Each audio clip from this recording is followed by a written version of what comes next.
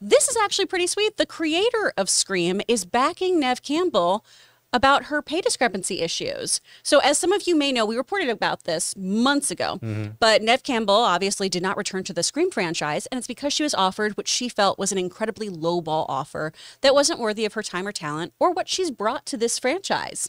You know, it's one of the highest, like, revered, well, not revered, but I guess highest grossing franchises in the horror genre, right? Right. Started out satirical and became something more. It's got such a big fan base. It has a huge following. Every time I think of Scream, I think of Taylor Gonzalez and what a diehard fan he is. And, you know, obviously Neve Campbell, as Sidney Prescott, was the face of this franchise. She was, you know, akin to Jamie Lee Curtis, in my opinion, when it comes to Final Girls. Yeah. Oh, yeah. Yeah, that same kind of Final Girl thing that Jamie Lee Curtis can bring to this. So she had said previously that she felt like she was getting this lowballed offer mostly because of her gender, and saying that how if this was a man leading the franchise, probably would have been offered more money. That's what she personally felt. And that as a woman, she really needed to make sure that she stood up for herself and negotiated properly and walked away from something that she felt just wasn't financially viable for her or right for her. And the creator of the Scream franchise, Kevin Williamson, while on the Happy Horror Time podcast, was like, yup, give her the money. All right, this is what they said. This is in Variety. I know exactly where she's coming from. I know her well. I love and adore her. And that's what she did, and it's great for her. I love everyone involved with Scream, and all I can say is pay her the money. Yes, you heard it, everyone. That's what I would do. I would give her the money.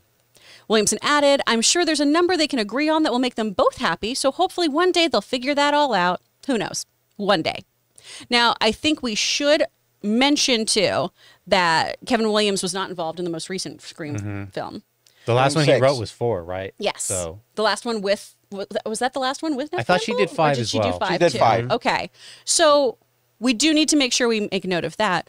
But, you know, she's been part of this franchise for 25 years. Yeah, since 1990. But here's the other part I just thought of right now. Neve Campbell, let's 96. see how old is she right now? If this is going to be an ongoing franchise, maybe did they feel that they wanted to go with a new? Well, they probably want a new generation. But and they have inserted in new people and had younger 49. folks in it too. Yeah. But I mean, Courtney Cox is in it still. Exactly. Right.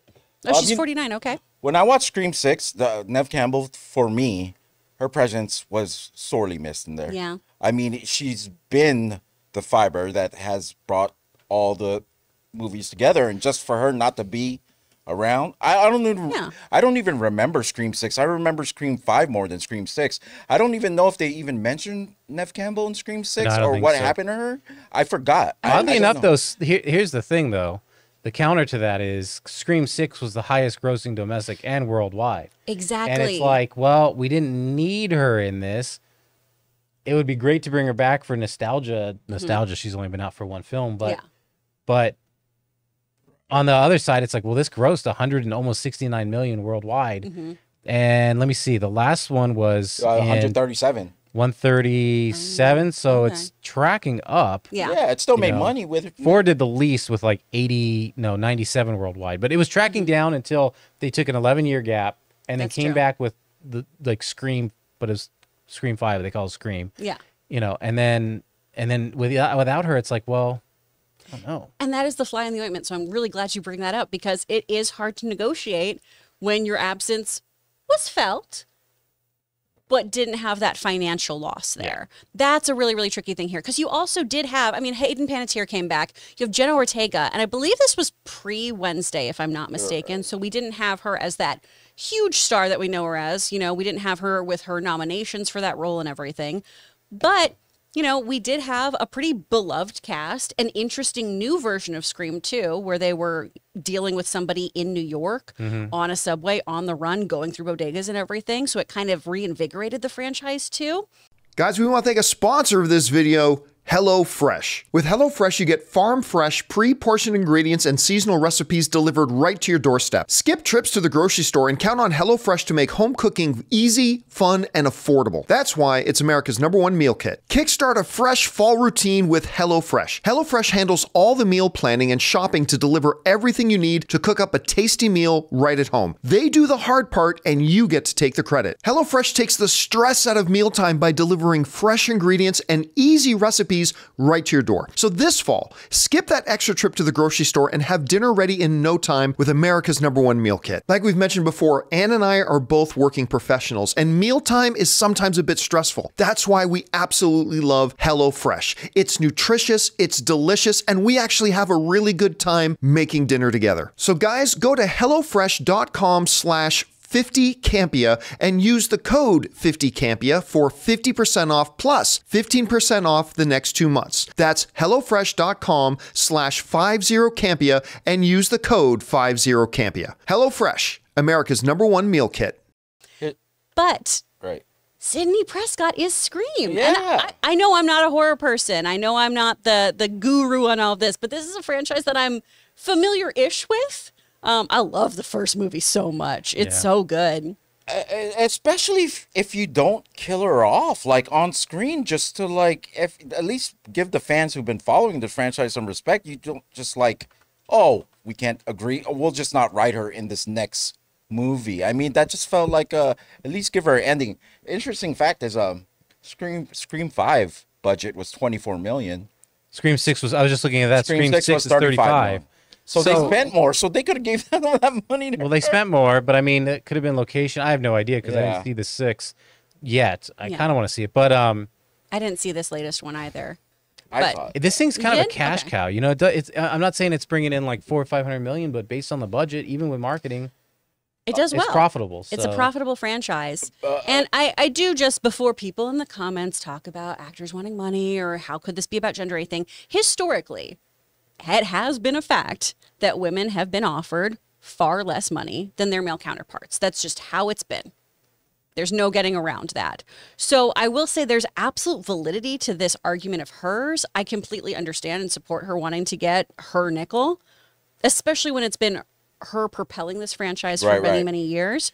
But I agree also with what, Kevin says in here of there's a number that everyone could come to and feel good about, I think. And then, but the thing is, what I remember about Scream 6, I'm not sure what role she would have played if it would have been bigger than Scream 5. Because even in Scream 5, she was there, but it wasn't like the main. She shared it with people. Yeah. Well, maybe And the way the story went after Scream 5 and seeing how Scream 6 ended, it could have been she was gonna get less screen time the further they get on.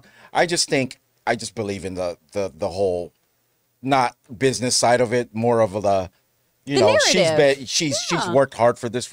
Give her what she deserves one last time, something like that. I believe in that. I know that probably will make companies broke by going with your heart and not with your with the numbers on go that way. Yeah. But I think for her, especially the budgets that they spend, not a lot, and like just her being around, I think she should have got. They could at least worked out somewhere where even if they had to kill her off in the Scream 6. At least do that. We don't know what she was asking for. I can't imagine it was like, well, I want $20 million for this. You know what I mean? Yeah. I mean, because of her exposure in the franchise, what the franchise makes. Yeah. So I just can't imagine it was like. Who distributes these movies too? Paramount. So it was obvious at the end of Scream 6 that they're going with a new crew. I actually starting to remember it now as we talk. And that group is actually pretty entertaining, and they do not match with the Sydney character. Yeah. Okay. Who was more serious. This group is a bunch of like there's a jock, I believe, and then there's a and he has a twin sister girl who's they're really funny. So that would be like I see where they're going. The tone is a shift. Yeah. So I don't know, it's tough. Like I would have paid her if you asked me. Maybe the company would have gone broke if I did that, but that's just me. Well, I don't know. Again, this is always going to show my inherent bias, but and I really like the president of Paramount. I adore him at CinemaCon. He's so fun, and he's always believed in movie theaters. Right. He really, really tries to work on the side of the exhibitors and everything. Right. But we can't get away from the fact right now, with everyone negotiating things, right? Everyone negotiating their pay, that these presidents and CEOs are making 300 times what their lowest level employee makes. Obviously, Neve Campbell is not the lowest level employee here, right? But there is a lot of wiggle room here when we keep giving CEOs bonuses and everything. And that's just my opinion, but, you know, that's how I feel about it. And this is my respect for Paramount, or like how much I like Paramount. Every time I read a story like this, it always surprises me when I see, oh, it's Paramount that's behind it. Yeah. Because it's like, no, this can't be. In my head, it's like, this can't be Paramount. Not the ones that put the best presentations on at CinemaCon. Not the people who brought us Teenage Mutant Ninja Turtles Mutant Mayhem. And it's going to bring us Sonic 3. Hell yeah. Please tell me it's not them that's not going to pay this deserving actress. The last time I saw her was Twisted Metal. She has a part in there. Oh, rad. Yeah. So it's good to see her on there. I mean, she's doing some work. Hopefully, if anything, they figure this out and they at least write her character off, because it would make no sense. Just give her a send off, even if it's whatever. Courtney Cox got a send off. You know what I mean? So give her her due at least. You know what I mean? Let's make this right. I agree. Well, guys, though, the question is, how do you feel about it? Do you think that Kevin Williamson is correct in backing Neve Campbell? Do you think Neve is making a mountain out of a molehill here? What do you think about all this pay discrepancy stuff? Let us know what you think in the comments down below. Hey guys, thanks so much for watching this video. Make sure you like the video, leave a comment, and subscribe to our channel. And don't forget, we have a daily podcast called the John Campea Show podcast, available on Apple Podcasts, Spotify, or your favorite podcasting app of choice. Go and subscribe to it today so it'll be there when you need it.